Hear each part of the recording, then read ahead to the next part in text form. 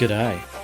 You have tuned into Orange Coin Baptism, a podcast where I discuss Bitcoin with no coiners and find out what is outside the echo chamber. This is interview number 2. We're talking to MC. G'day. G'day. All right. First question. Do you own any Bitcoin? No, I don't. Okay, good. Question number 2. When did you first hear about Bitcoin at all? And was it from me? No, it wasn't. No, it was quite a few years ago. Probably 2013. Really? Yeah, Yep. probably when I was around $30 a Bitcoin. I'm not too sure if that was 2013 or not, but probably around that time. And I heard just somewhere on the radio, on the radio, they bought one Bitcoin, and they're talking it up basically. Yeah. And I thought, well, there you go. Something I've never heard before about Bitcoin. And I thought, I guess it's one of those things that's like, it's probably just something fly by the night, just like something that's just going to be here and then gone again. Okay. Was that Hamish and Andy or something? No, this was on ABC Radio or something like that. Or, yeah, some tech guru was talking it up. So Okay. And so you didn't investigate much at that point? no, not really. That's the first I heard about it, and that's put it out of mind for probably a couple more years. Started hearing about it more. So Yeah, up until probably the time when you first heard me talk about it, I guess. no, Even before that, yeah. Wish you had told me about it. Yeah. Fair enough. All right, well, that's my primary questions. We'll roll on to your nice, tidy little list over here. So your first question, fire it off. Okay. Well, my first question is kind of like I've seen people being taken by Concord schemes, Ponzi schemes, so on, multi-level marketing. People that like try to sell their wares, just to benefit themselves. So they kind of get you in their circle and then end up alienating you because they're you find that you're not making the profits you should be. Yep.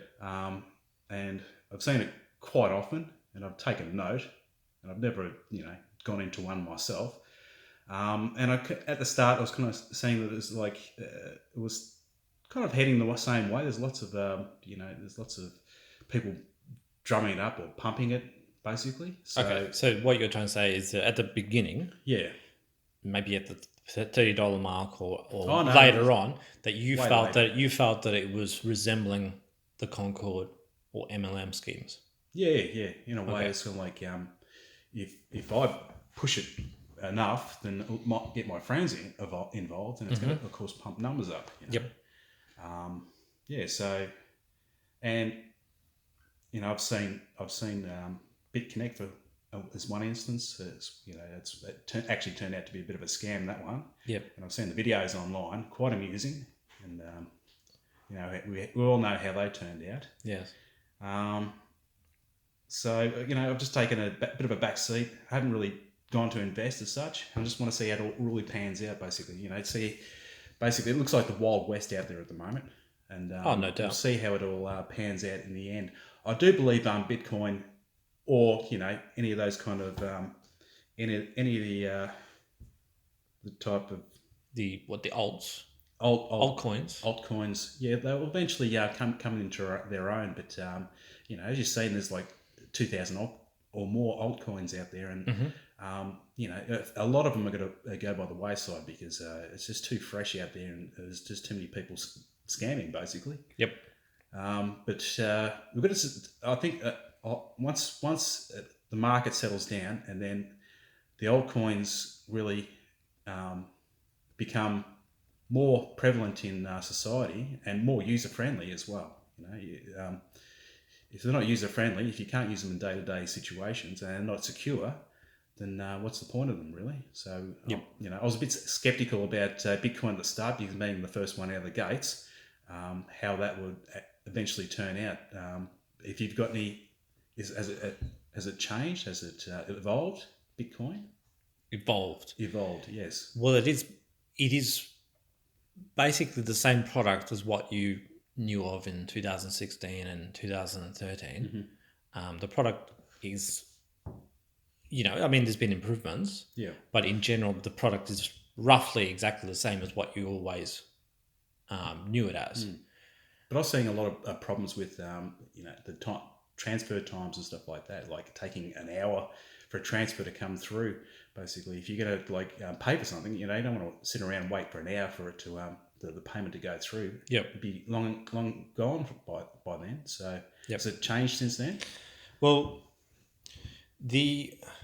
that transmission time, it was at its worst during those peaks of those sort of bull run bubbles. Yeah.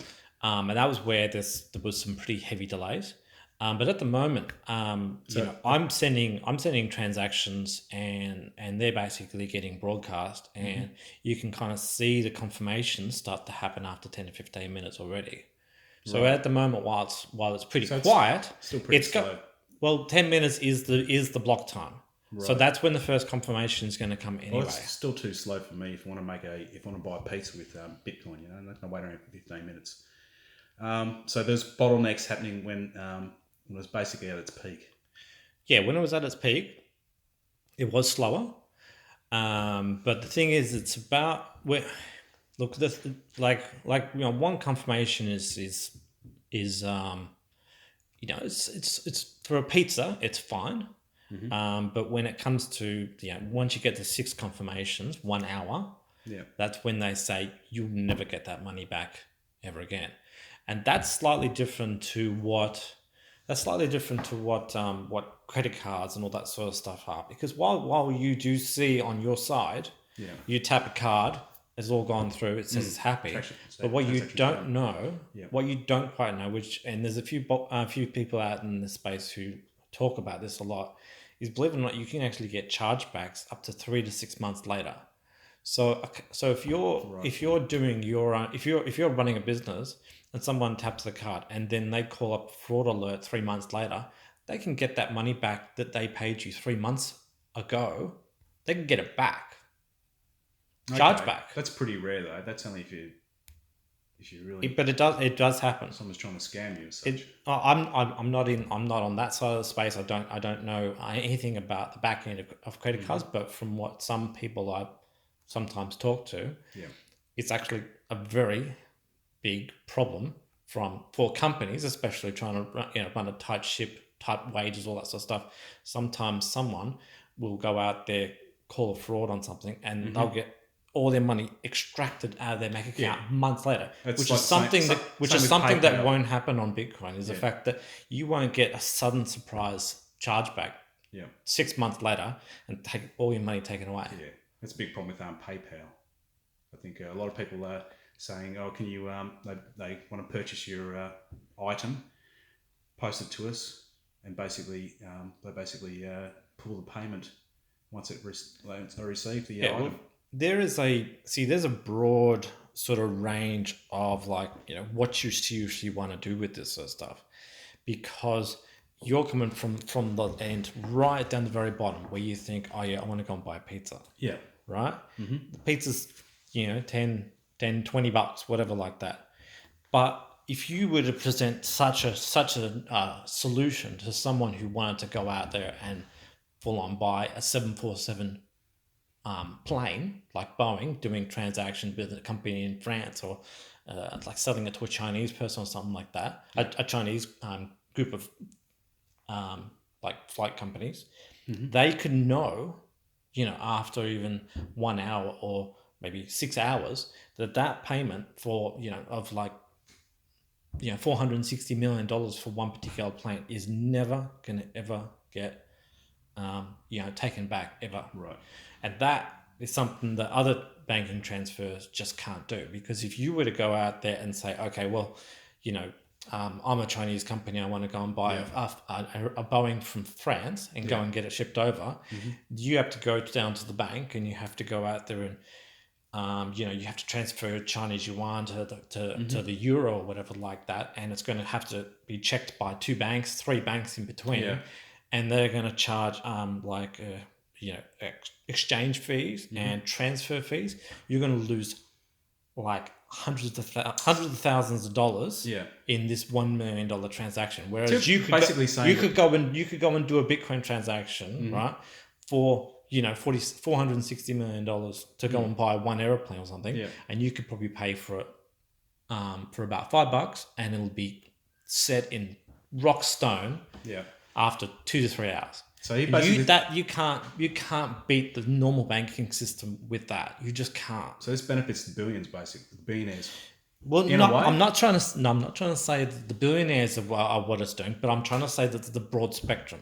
Right. That going for pizzas is a bit of a moot point when you can go and do other things where you can go and secure a payment for something serious. Much better. That's the thing.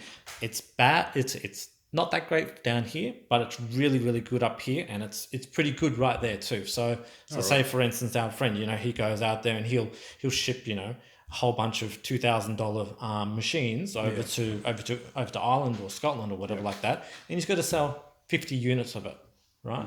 This is going to be an $80,000 transaction. He could go out there and swap it to euros from Australian dollars or whatever like that. It could take 3 weeks, it could take a week. I don't know, 3 days.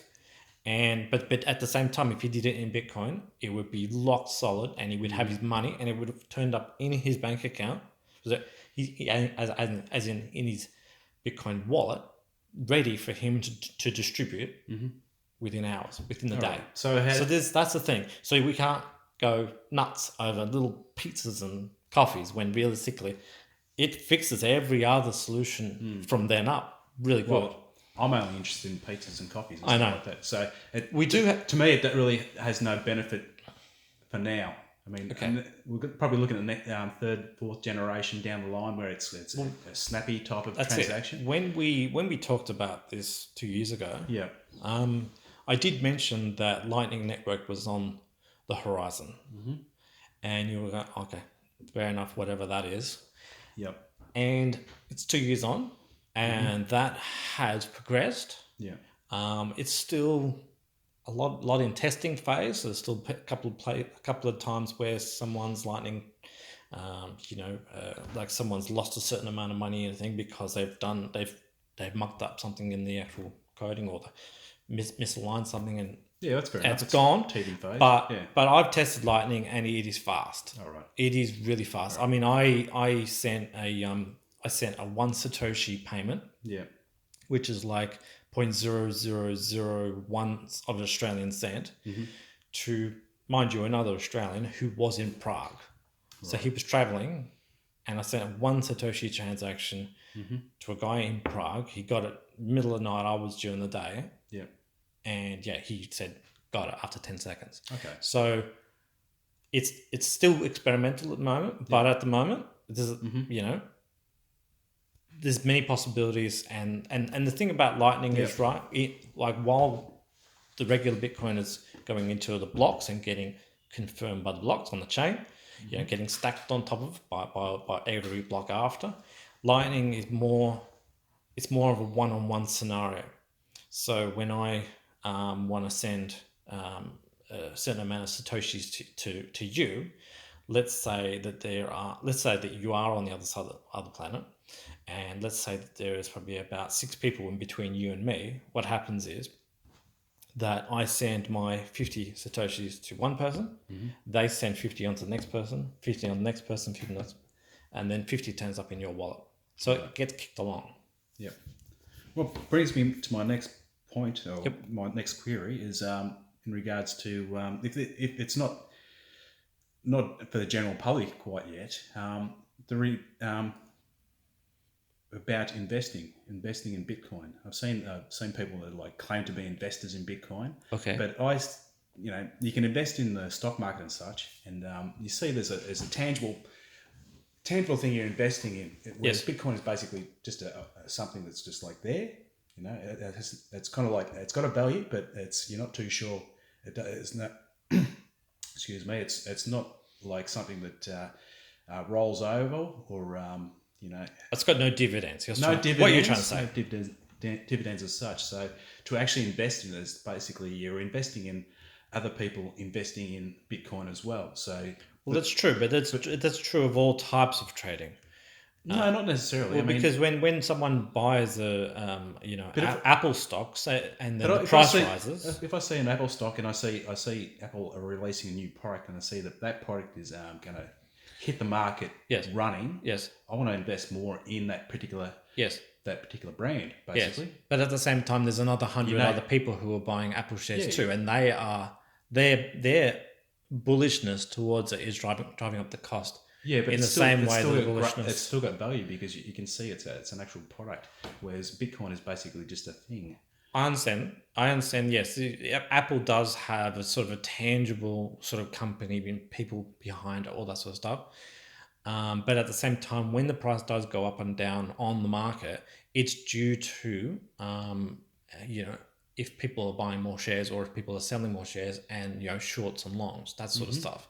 Yeah. So But the price of company's still Apple got is value, not, though. but it's not based on the work they do. It's more Yeah. based on the way that people feel, the sentiment what they feel towards it, which is driving the price up and down. Right. So that's the thing. That's why they could be selling 20 million phones on this month and then 20 million phones on next month. But if the leader goes out there and tweets an insult to someone, the stock drops. Yeah. So the production of the thing is not related to the actual price of the share. Mm-hmm. That's the thing. But yes, okay. From a tangibility point of view, yes, at the moment it is speculation on the actual asset becoming more valuable. It takes over it back time. to that Concord scheme type scenario I was talking about earlier. It's the more more people invest in it, the more the price is going to escalate. Okay, but basically, the because it's not going to have.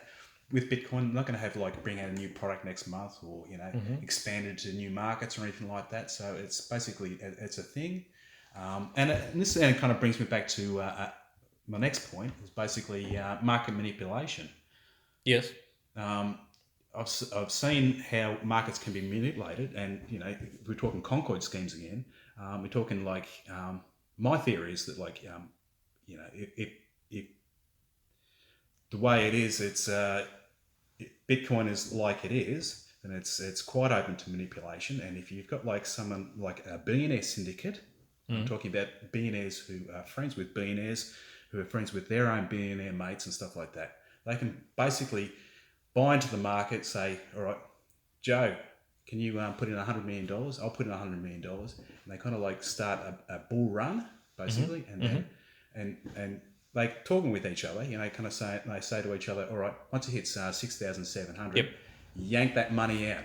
Yep. And you basically you got all your Joe Blows, all your regular people say, oh, there's a bull market happening. Let's start investing and stuff like that. They get taken for a ride. All their money gets taken out, and then they're left holding the ashes, Okay. But the second point of that is that if your billionaire mates are going, all right, we're going to pull it at 6.7. Now, next time it goes down to 3.2, right, or whatever it is, 5.4 or something like that, we'll start putting money in again. Mm-hmm. But the next time it goes up, we won't pull our money at 6.7. We're going to pull our money at 6.5. Yep. So basically, narrowing the market down. It's getting narrower and narrower, and they're still pulling money out. They're still getting the Joe Blow, the regular people, to invest their money and send their investment. They want to get in while it's hot and stuff like that. But they're pulling out earlier, investing earlier as well. Because if it gets to a certain low, of course it's too low, so they want to invest a little bit earlier. So they kind of narrow that market. It's like an up and down, and it kind of gets smaller and smaller. And then in the end, they'll probably say, "All right, let's just let it go bull." All right, we're just going to put in 30% of our shares and just let it see how high it goes, and then pull our money. Okay. All right. I mean, that's what I'd do if I was a billionaire. Okay. All right. So for me, I'll try to address a few things because obviously there are two topics which are on the tip of my tongue from that. Mm-hmm. So what you're talking about is what the market calls a pump and dump scheme. Yeah. So it's a scenario where they go out there, they dump a whole bunch of money into there, and that pumps the coin. And usually there's a whole bunch of rings of sort of information. Mm-hmm. So the people on the inside understand the information, and then once they start the pump, they tell their closest friends to start the pump as well. Yeah. And then there's there's sort of a middle ring where those people are the general sort of plebs in the social medias and stuff like that, where they hear that there's a pump going on. Yeah. And they get informed, so they are right there. But the people right behind are the ones who just log in a couple of hours later or whatever. They're meant to be the ones to be teared down. Yeah. And only the people in the center of the ring does actually know when the pump will stop, and they pull at a certain top price target. Yeah. Now, there's no doubt that that's happened, and also in the stock market and all that sort of stuff, that's considered illegal. Yeah, that's correct. So, right now, yes, it is the Wild West right now, and so people are getting away with it, and especially because a lot of people are, they are on the internet and they have anonymous names, and so they can kind of just slip between the cracks. No one knows where they've gone. Yeah. It will become it becomes a lot less prevalent in Bitcoin because Bitcoin's getting bigger. Yeah. The bigger it gets, the harder it's going to be. So the bigger lows will get narrower and narrower as well. It's it's going to reduce. You could go get a billionaire to go out there and pump it, and it's going to go up 2%, and no one's going to blink an eye. Yeah. So at the moment, pump and dumps are kind of done in the really, really, really, really bad. I'll say altcoins because everyone might swear. Yeah. But most of those coins down the bottom have such low liquidity on their books that they've got there's absolutely no buy orders or sell orders in the books, and so when they go out there and they secretly buy everything and then they start the pump, it's very easy to manipulate those order books because they are so thin. And you know what I mean by thin order books? Thin order books. So if the price of the coin is $100, right? If there is heaps and heaps and heaps of orders for $101, $102, $103, $104, it will just creep through those. But if there's next to no orders, if it was $100 and then the next one's $105, and then maybe there's like half a coin up for sale for $106, it's going to go bang, bang, bang. It's going to just leap from order to order and gobble them all up. And that's the thing. If in a coin in something like Bitcoin, where let's say it's $7,000, there's going to be $7,001 and $7,001.50, and there's going to be 10 Bitcoin at that particular level. So when it hits that, it's going to hit a wall and it's going to get stuck. It won't bust out too much. But in an altcoin, maybe they're going to sell $50 of it here and $50 of it there, $50 of it there. So you only need about $200, $300, and you've already pumped it up a couple of bucks. Yeah. And that's where things just go absolutely crazy. So if the order book only has about maybe $10,000 worth of orders, then someone can pick up $20,000, go in there and buy that entire order book, and it'll just go poof, pop straight up. And that's where they can do it. So low liquidity, really thin order books, they can pump it straight up. Oh yeah. But with Bitcoin, because if you go online and there's someone's going to go and buy 2 Bitcoins at $1 above the market price, it's going to if someone wants to buy half a Bitcoin, it's not going to munch through that one particular. You're going to have to get 3 more people who want to buy half a Bitcoin to be able to get it to that next dollar, and that's where it gets stuck. So from the when Bitcoin matures and there's more people trying to buy and sell, pump and dumps are going to get really, really hard on Bitcoin. Yep. But at the same time, there is huge surges. And that's obviously when someone does have a lot of capital. Yeah. And yes, they can go out there and pump the entire coin I hope it for $1,000. Stabilizes fairly soon, becomes manageable. I've got a point of I've been reading on the news recently of John McAfee. Yes. He's claimed that Bitcoin will reach $1 million in 2020. Now, we've seen that hasn't come to pass, and he's going to eat a dick. Apparently.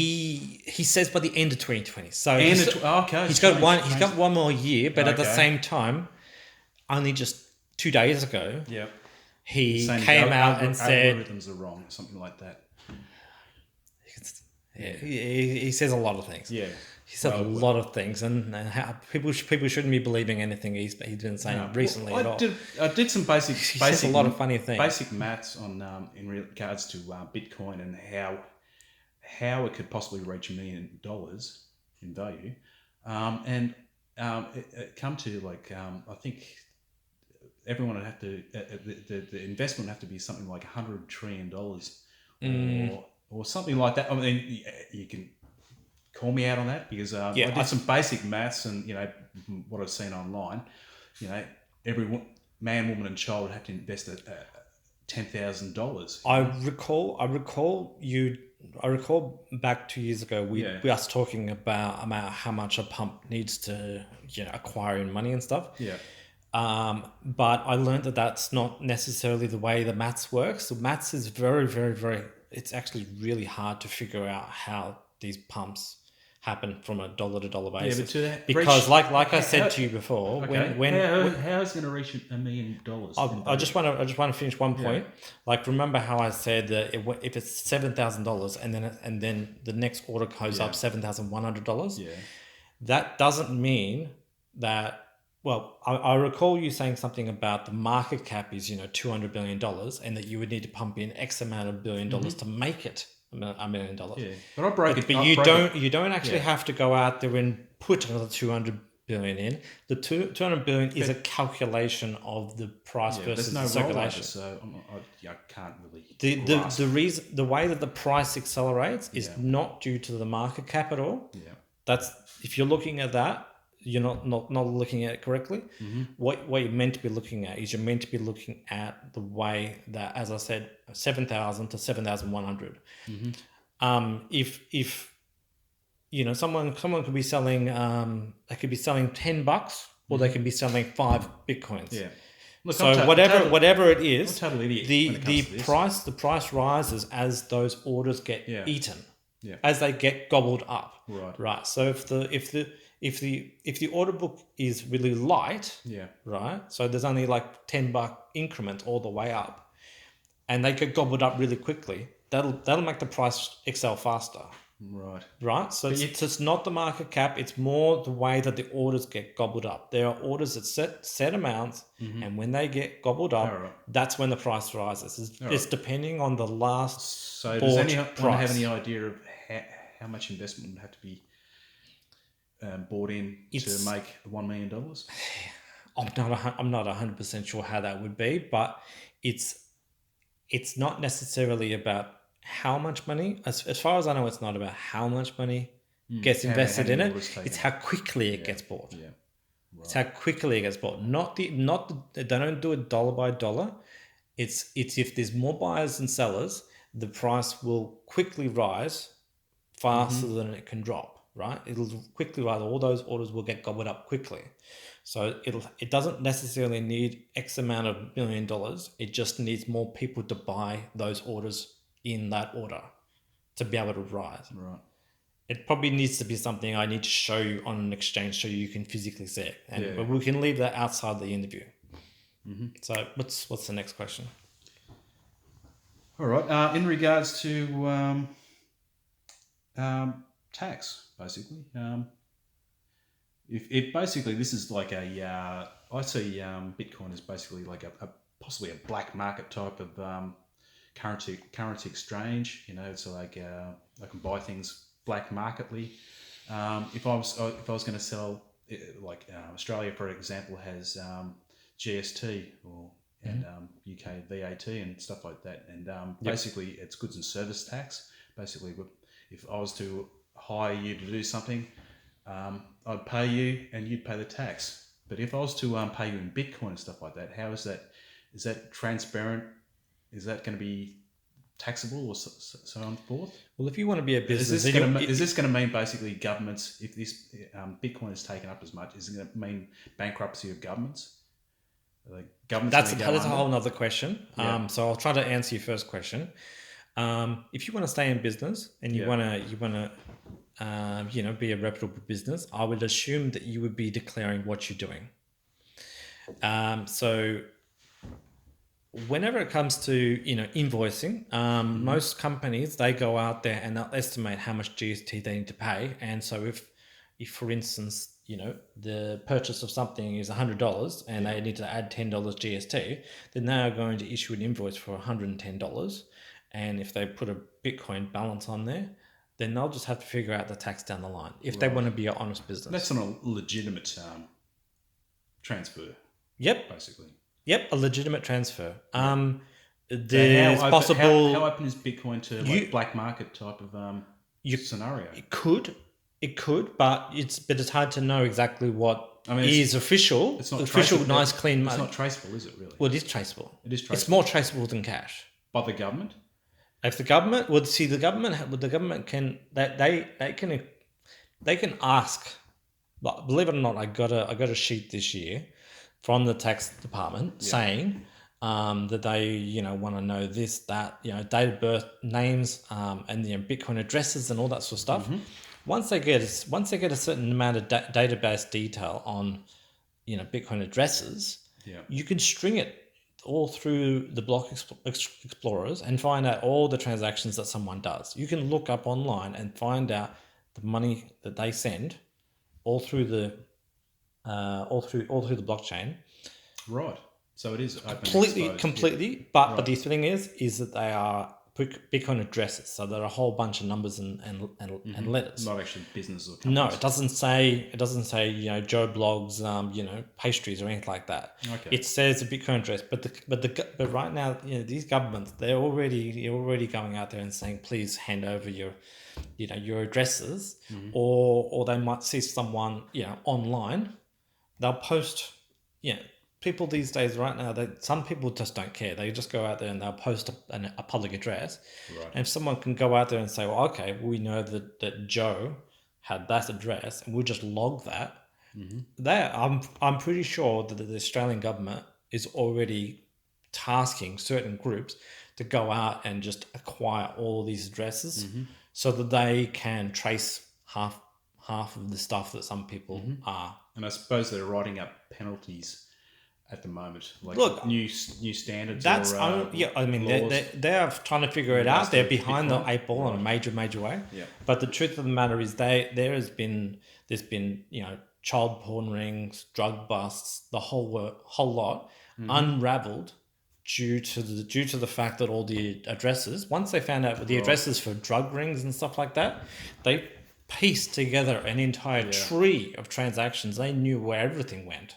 Yeah. Once they find they find the drug runner over here, and that's the kingpin there, and they can go and find that they can find the pathways of everything, and they can just draw a huge tree.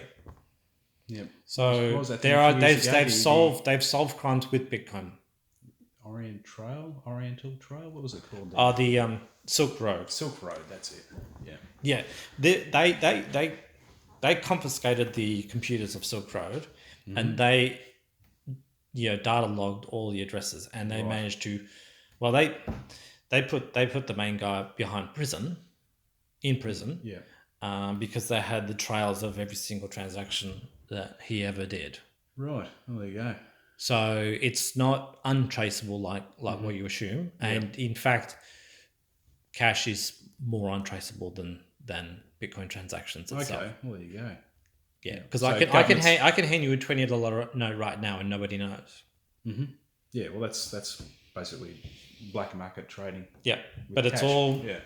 all online. Right. All right, we just had a real quick break. Just have a drink of water and have a bit of a chat, and we'll get back into it. So, what's the remaining questions? Well, as we were discussing earlier, in regards to how I did some calculations in regards to how the price would go to $1 million Right. of Bitcoin. Yes. And you just explained a couple of points that made sense. Yes. I thought it was just like black and white basically, but it's not quite that easy. It's not quite down the line. Yeah, I corrected your misconception about your theory on how the market cap is the metric of how many dollars is actually in there, and that whenever it pumps from $200 billion to $250 billion, that suddenly $50 billion must have entered the market. And that is incorrect. It's not quite so It's more clear. it's more a $7,000 Bitcoin price times by 18 billion units equals market cap. That's all it is. That's just maths. It's not how many has gone in there. And the element that pumps the coin itself is how deep the market book is and what orders are on sale at the time. Right. And so like the Apple analogy that I made to you before, if someone has a $1 Apple to sell, and and then there's like a $1.05 Apple, $1.10 Apple, $1.15 Apple, and more buyers walk into the fruit shop and want to buy it, to the point where there's a line standing out the front of the fruit shop saying, "When's my next apple?" Those apples will get bought up so quickly that the supply of the apples will be exhausted, and suddenly there will be a massive premium on apples. So someone can walk in with a $5 apple and people will buy it. They are so desperate, and that's what pumps the price, not the amount of $1 billion which goes into the market cap. It's the amount on the order books that gets consumed, which drives the price up in those stages. Okay. Yeah, so kind of explain a few things, and I understand a little bit better now. And I can understand really why it could possibly go to, the moon and back. And why McAfee said it's simple mathematics. It is because it is simple mathematics. It's about the supply versus the demand. When people burst in the doors and it will go. Buy it at 5 cents, and it goes up to like $2,000 worth. It's not that I've invested, how much $2,000. It's in fact that I've invested 2 cents worth, and that has no bearing on the market cap. Basically, it's like I thought market cap was like investing now, here and now. But it's past, and when the market does take a turn and goes down, then of course the market cap changes, but the investment changes as well. So it's not black and white as I thought. All right, and probably my last point would be there's a gentleman that was a what was he? Cut this out. The guy you're talking about, I shouldn't need to cut it out. He was the CEO of a exchange in Canada. Right. Yeah, Quadriga CX. That's the guy you're talking about. Yeah. Took a trip to India. Yes. Had Crohn's disease, complications. Yes. Died. Had the key to all his investors' investments. Yes. And basically that was it. Yes. Dead end. Yes, it's unfortunate. Yeah. And it's lessons for everyone in the future. Right. There's going to be a certain amount of Bitcoins lost throughout the course of time. There was a big thing in China, I think, a couple of years ago in regards to like hackers, something like $200 million lost in China. Look, there's plenty of exchanges which get hacked. Yeah. And they do take the money out of them. Right. It's like every other hacking type scenario out there where someone might, attack a website of some sort and then, put ransomware on all sorts of stuff. So, everything on the internet these days is going to be up. If I want to invest, how's that can be avoided? Okay. Well, proof of keys only just happened recently on the 3rd of January. And what real Bitcoiners actually do is we don't leave our Bitcoins on exchanges. The problem with the Canadian guy from Quadriga CX was the fact that too many people thought, just like what they do with their bank account or what they do with their stock trading accounts, they think that if you just go out there and buy a stock or you go out there and put money in your bank account, that you can just leave it there and it should be fine. Right. But Bitcoin is very different in comparison to other, banking. Yeah. And there are smart people out there going out there and getting it. And most of these exchanges are usually run by people who, they're a certain amount of experience, but they're also, maybe they've only been running their exchange for 2 to 3 years. So until they get their first incident of a hack, they won't know what to look for when it happens. Mm-hmm. You know what I mean? So they could be a little bit underprepared. Maybe everyone's gone home to sleep and it's been hacked during the middle of the night, that sort of stuff, drained of all their funds. But what I'm trying to say with proof of keys is that Bitcoiners take their money out of exchanges and put it in their own wallets.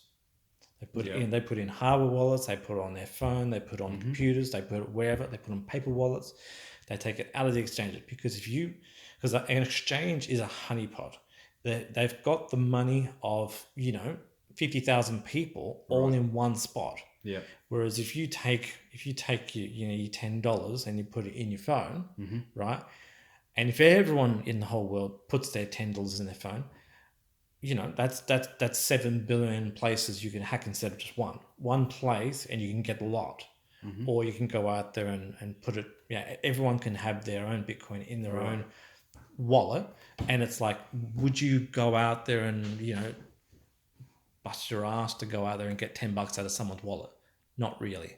An exchange with $20 billion in it, go for life. So we try to encourage everyone, especially with the new proof of keys, sort of holiday or whatever we like to call it. We get people to pull money off exchanges and put it in our wallets. Right.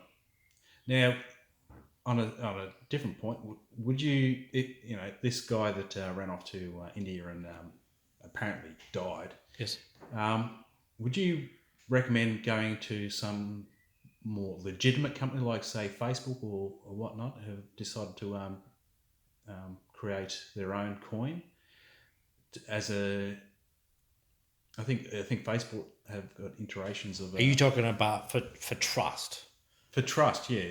Instead of going to a single person, single company as such, that these bigger businesses, more legitimate, more trusted companies. I don't know if Facebook is trusted as such, but they've lost a certain amount of trust themselves. Look, every company in this entire world is a potential for some sort of issue. Yeah.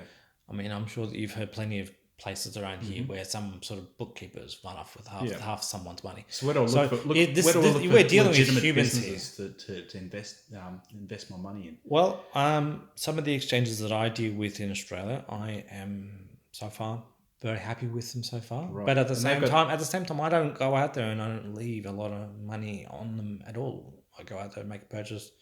If it's too small, I might leave it for a bit, but if it's big enough, I'll take it off. That's it. So there's no reason for me to go out there and you go through hand my trust over to them. But when I go out there and purchase it and take it off, so why go out there and just think I'm just going to leave it there? Yeah. So I know a friend who has money. Leave your money with a broker as such to do with whatever. Yeah. They see fit. It's different. It's different to when you go out there and buy stocks and shares, because when you go out and buy stocks and shares, you can go and leave it with your broker because there's a bit of paperwork. The person who you bought shares off, it's all under your name. You've got all your details, so you can't just go out there and steal it. It doesn't happen overnight. Yeah. Right. Trading stocks is kind of a semi-slow process. You're going to need to go out there and do your names and all that sort of stuff and make the purchase online by the broker and stuff. But this is online money. It could just be popped out from anywhere if the security is not to a good enough grade. Yeah. So basically, me being a novice, am I really? Should I really be investing in Bitcoin or buying cryptocurrency? But that's your choice.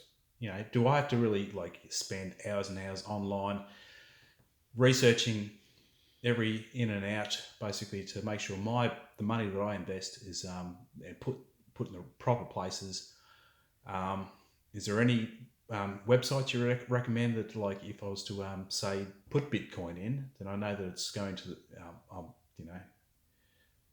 good sound advice that I'd like. If I was putting Bitcoin in, I'd know exactly where it is, or how to actually You're talking about somewhere. tackle this whole cryptocurrency.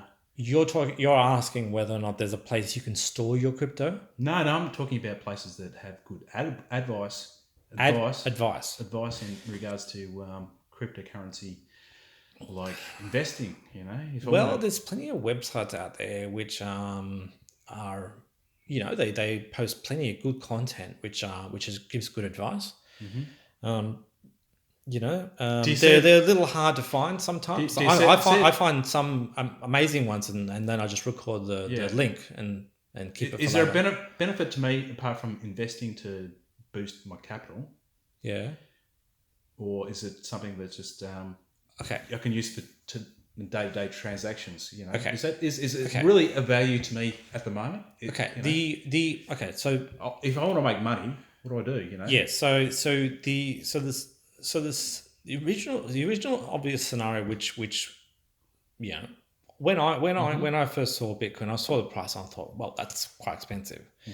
But the idea of new tech and it being a virtual money interested me. Way of the future, yeah. And at the same time, and then the 2017 I was sort of looking at it when it was rising. Yeah. And then by the time I finally got an account ready, it was really starting to rip into 2017 and really start to pump. Yeah. Oh, pump. Well, it started to pump before. I bought some before I pumped. I bought some before I pumped. So I saw the potential of what it could do. And it did get me interested. Maybe I just want to question why it does these sorts of things, why it goes up and why it goes down. And when you actually, sometimes when you invest in Bitcoin, what you're actually investing is education. Yeah. So the Bitcoin, having the monetary component is one player in any market. I don't have particularly own any shares, and I'm kind of like I'm pretty green in regards to all types of investments. So I've got investments here and there, but in regards to playing the market as such, I'm not really that apt. Yeah. Well, I've spent it a few times for a few things. I've gone and ordered a few things. Yeah. Paid for a few little, fun knickknacks with a couple of friends and stuff like that. But in most cases, I've sort of just accumulated it slowly. Yeah. It's more. See, what most Bitcoiners would say is that we are transferring our fiat cash, which is our dollars, into Bitcoin, because, believe it or not, from our perspective, the actual Bitcoin has a stronger future than what cash does. Right. So while the first perspective is am I going to make a lot of money by switching it from cash to Bitcoin? Yeah. Once you actually start getting in there and start understanding it, it starts to flip around the other way. You start to think, I need to get myself out of cash and into Bitcoin quickly as possible. All right. Instead of trying to make gains by Bitcoin to get more cash, you actually start to go and get more Bitcoin to be free of dollars. Because, look, honest truth, as you already know, there's 18 billion Bitcoin, going to be 21 million Bitcoin, as you already knew. Yeah. And how many dollars are there? How many Australian dollars are there? I've got no idea. That's the key. You don't quite know. You don't really know. Now you can. I did find websites where you can find out what the circulating supply of dollars is. So I've got some websites I can show you where you can actually go out there and find out how many Aussie dollars are in the market. And they will actually nominate how many notes they print off. They'll nominate how much money is going into loans and into banks and into bonds and stuff like that. Right. And generally, the amount of dollars that are entering the market is kind of going up in an exponential direction. Mm-hmm. So if the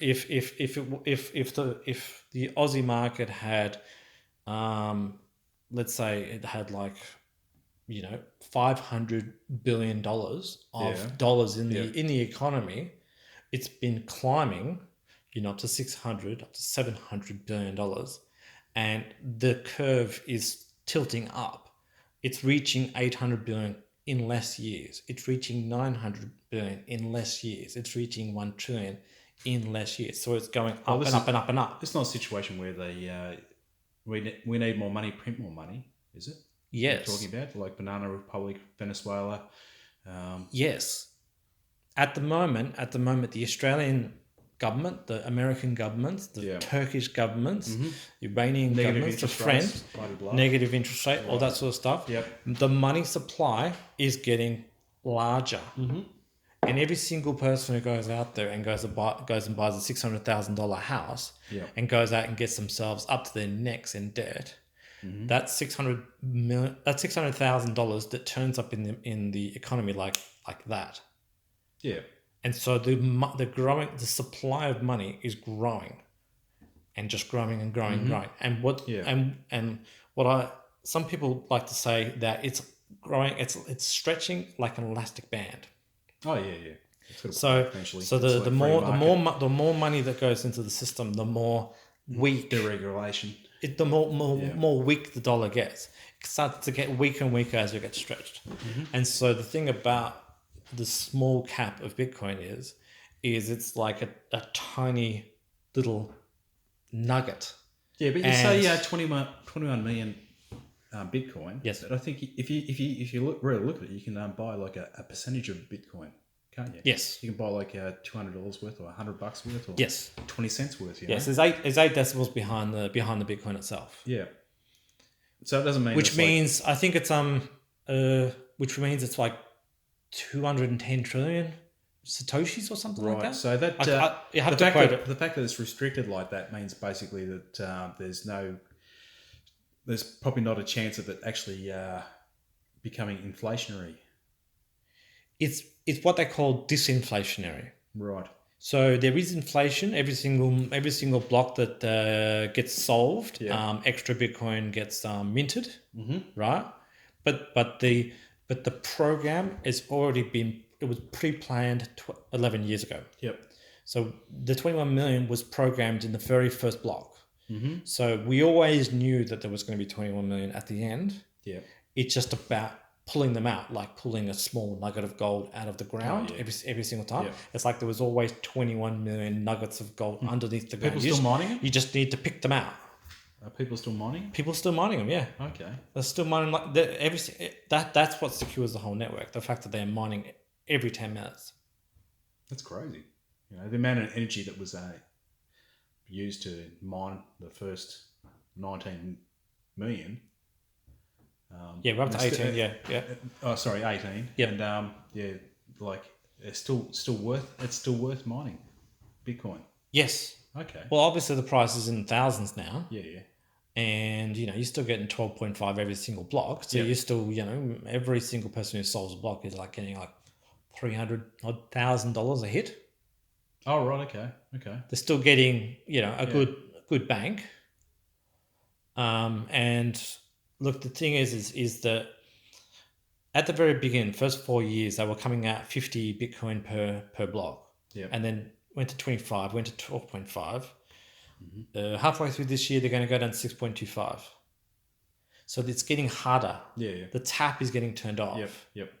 And so that means that eventually people won't. So it'll probably quickly reach 19 million soon, maybe a couple of years. And that's it. And then then it'll hit 20 million a little slower. Yeah. And then that last 20 million to 21 million is going to be next to impossible to get out. Well, they won't. The amount of energy, the usage of energy, because I've heard that the amount of amount of energy that's used to mine Bitcoin is like something of a small country, like Netherlands or something like that. Yep, mainstream media loves to say that. They do love to say that, but at the same time, so there's little value in mining the last, 10% of 5% of Bitcoin or whatever. You will see that the energy is the same energy as the country of Ireland. But when you actually get in there, once you get into the Bitcoin space, you start to see the other stats. The other stats of how much energy the gold market is consuming per day. Yeah. To take gold out of the ground. Oh, I saw some bullshit. Oil pulled out of the ground. I saw some bullshit today on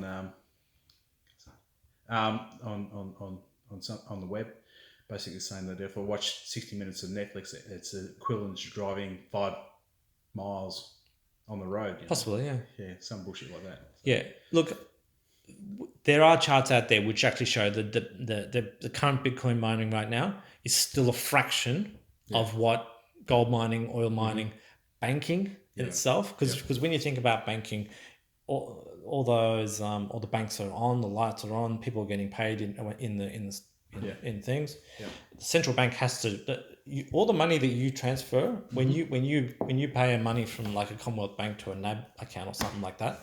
All the money doesn't go directly from NAB to Commonwealth Bank. It actually goes through the central bank, which is the Reserve Bank of Australia.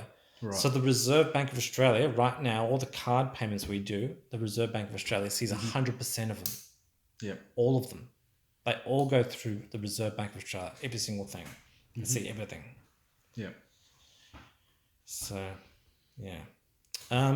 Any other questions? Is that basically it? That's it, mate. Okay. No worries.